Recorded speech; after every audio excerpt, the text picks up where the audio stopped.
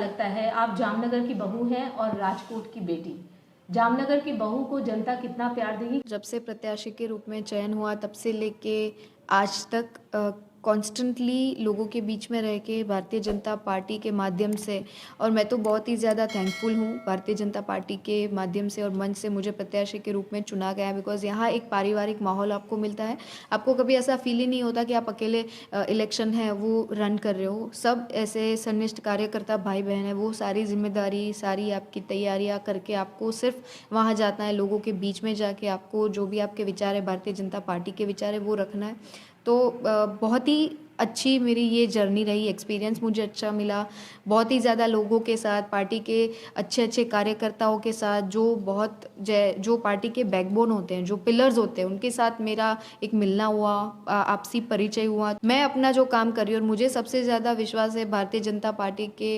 विकास पे विश्वास रखने वाली जामनगर की जनता के ऊपर।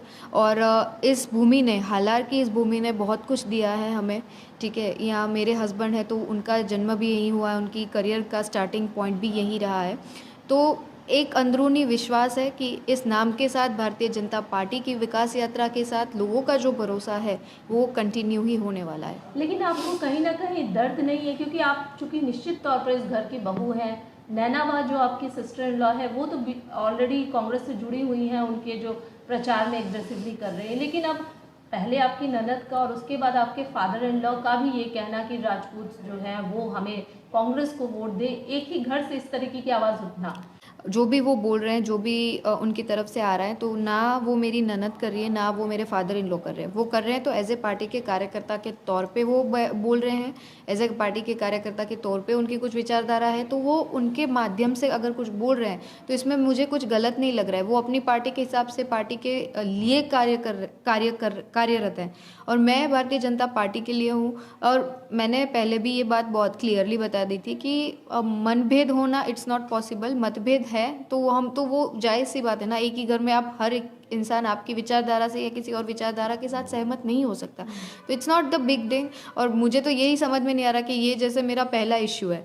आप देख लीजिए इंडियन पॉलिटिक्स में बहुत सारी फैमिलीज ऐसी हैं जहाँ एक ही घर के बहुत सारे सदस्य हैं, वो अलग अलग विचारधाराओं के साथ जुड़े, तो इट्स अ नॉर्मल थिंग। जैसे हम अलग अलग जॉब परस्यू करते हैं तो वैसे अलग अलग पार्टी क्यों नहीं चूज कर सकते। चूंकि आप बहू हैं और रविंद्र जडेजा बेटे हैं, बेटे की बात करें, आपने कहा कि रविंद्र जो है आपके लिए बूस्टर डोज है और बैक टू बैक वो भी आपके साथ कहीं ना कहीं जितनी भी रैलीज है फुल सपोर्ट कर रहे हैं। बेटे के लिए कितना मुश्किल है दोनों को मैनेज करना? आपने कहा दोनों की विचारधाराएं अलग हैं, वो कांग्रेस को सपोर्ट कर रहे हैं, मैं बीजेपी से हूँ, लेकिन एक घर में बेटे के लिए एक तरफ फादर और सिस्टर अलग विचारधारा से जुड़े हुए, एक तरफ वाइफ है वो अलग विचारधारा से जुड़ी हुई, इस बीच में बेटा जो है रविंद्र जो कि फेमस क्रिकेटर है।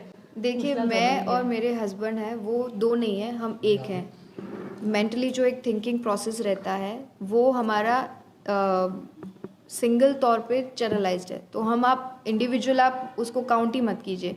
मेरे हस्बैंड है, मैं हूँ, हम दोनों एक हैं, एक ही विचारधारा के साथ आगे बढ़ना है, बस हस्बैंड वाइफ के तौर पे एक दूसरे को पूरक बन के सपोर्ट करना है।